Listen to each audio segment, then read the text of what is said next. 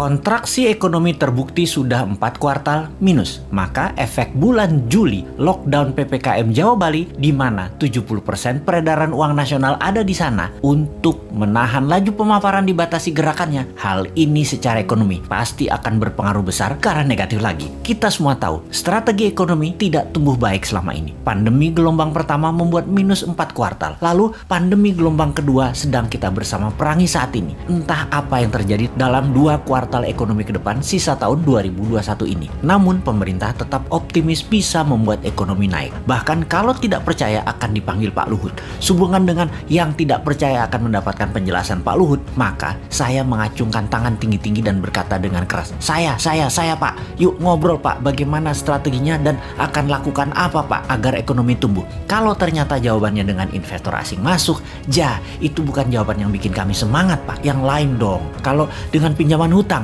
itu juga bukan sesuatu yang baru. 7 tahun ini hutang naik jadi 6.500 triliun dari 2.700 triliun sisa Pak SBY. Itu juga bukan sesuatu yang wah, malah sesuatu yang loh. Jadi kalau ada yang tidak percaya mau dengar langsung dari Pak Luhut, terang saya menjadi orang nomor 1 ingin penjelasan. Saya Pak, kami berharap strategi baru yang dipakainya, bukan yang kemarin-kemarin yang terbukti membuat 4 kuartal minus, juga bukan yang membuat impor bertambah naik, juga bukan membuat tenaga kerja asing bertambah banyak di Indonesia. Yang baru Pak, yang segar, ada Pak. Juga bukan seperti selama 7 tahun ini telah berjalan memainkan kekuatan politik. Pernah membelah Golkar jadi 2 di awal dulu, membelah PKS jadi 2, membelah Demokrat jadi 2, membelah P3, membelah PAN, baik langsung ataupun tidak langsung mendukung atau mendiamkan perpecahan politik terjadi. Jangan lagi seperti itu.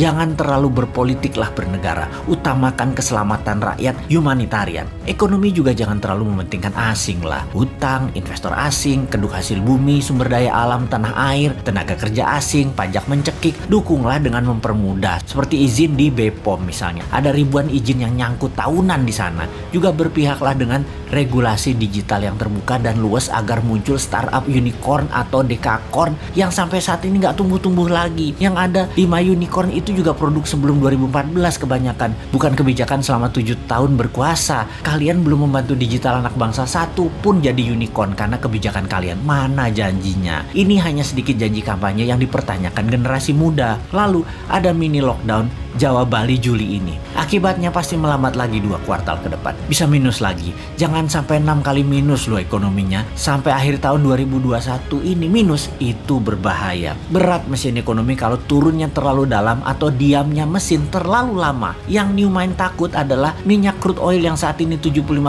per barel. Akhir tahun ini mendekati $100 per barel. Mati kita. Sudah dolar kurang jumlahnya di tanah air. Dagang pakai yuan. Sementara Amerika dan dunia Arab tetap petrodolar. Beri petrol ya pakai dolar. Lah kalau rupiah jadi 17.000 terhadap dolar karena perlu dolar dan dolar langka, nggak ada dolar masuk karena yuan yang masuk. Beli minyak 800.000 barel per hari pakai apa bayarnya? Apa mau Saudi dibayar pakai yuan? Ya enggak lah. Yuan belum multi currency. Baru 1,7% transaksi dunia yang pakai yuan. Cukup nekat sih analisa meyuankan transaksi dan tergantung satu negara Tiongkok mitra dagangnya, padahal Tiongkok bukan penyedia semua macam-macam kebutuhan, terutama kebutuhan energi. Cina nggak punya energi, Cina aja import. Berat nih kalau crude oil mendekati $100 per barelnya di akhir tahun 2021 ini. Di sisi lain, COVID mudah-mudahan melandai sejak akhir Juli ini. Semangat vaksin kita dukung kok bos.